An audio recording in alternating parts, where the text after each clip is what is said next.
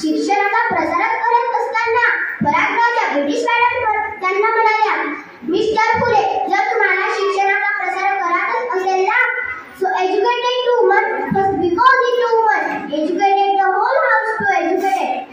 पण तुम्ही माणसं कुणाला घराच्या बाहेरच पडू देत नाही.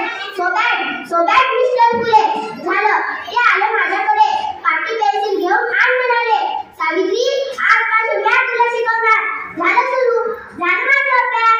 काना, मात्रा, विलांटी, आकार, उकार, रेख, बेबे, गुणीच्या बेसिक 6 हाच अभ्यास मी लिहायला शिकले आणि वाचायला शिकले.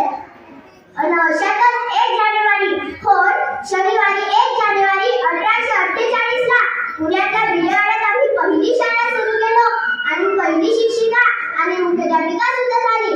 बोलण्यासारखे जगला तर काम तमाम होय, जर वाघासारखे जगला तर नाम होय. पण धर्मच मात्र, पंचमहाराज मात्र, धर्म बुडाला म्हणून बोलले काय सुरू होती. एखाद्या सर्वसामान्य माणसाने शिक्षण घेतल्याने कोणता धर्म बुडतो? इतका तकला असू शकतो का? हा धर्म असे, धर्मासाठी माणूस असतो की माणसासाठी धर्म? शाळेत जाताना चिखल फेकलं तरी मीही सहन केलं, शेण मारलं तरी मीही सहन केलं, फुटलं तरी मीही सहन केलं. आता माझ्या सहनशीलतेचा अंत झाला होता आणि अचानक एक घटिका माझ्यासमोर येऊन म्हणतो, ए थांबे, कुठे निघाली? आधी आमच्या पोरीबांना शिकवणी बंद कर. अगं, तुला तुझी अभ्री प्यारी आहे की शिक्षण? कदाचित त्याला माहीत नसावं की आम्ही ज्योतिराव पालवांच्या पत्न्या मी अशी घेतल्यानं संस्कार त्याने कानाखाली लावली आणि सुनावलं की आज आलाय थोपडा फुटलाय, जर पुन्हा आलास ना तुझ्या रक्ताने धरती रंगली. स्त्री कोणत्याही जातीची किंवा धर्माची असो, ती नेहमी त्यात बळी पडत आलेली आहे. एखाद्या स्त्रीचा नवरा वारला म्हणून तिने सती जायचं? आपला नवरा वारला म्हणून तिचा काय दोष? आणि यासाठी आम्ही काम केलं. इंग्रज सरकारने सती प्रथा ही सुद्धा सुरू केली. अशातच पुण्यात प्लेगची साथ पसरली आणि लोक कसे धडाधडा पडू लागली. आणि मग मी यशवंतला म्हणाली, यशवंता, आपल्याला हॉस्पिटल व्ह्यू करायचंय. यशवंताने हॉस्पिटल व्ह्यू काढलं. आम्ही सर्व रुग्णांचा उपचार करत होतो, पण प्लेग हा एक संसर्गजन्य रोग होता म्हणून कधी ना कधी तो मलाही होणार होता. पण मुळीच आम्ही जगलो या समाजासाठीच ना.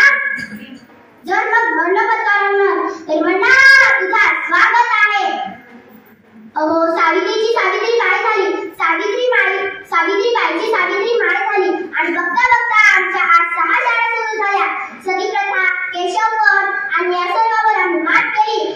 कारण आनंद होता तो आयाबाया शिकवण्याचा.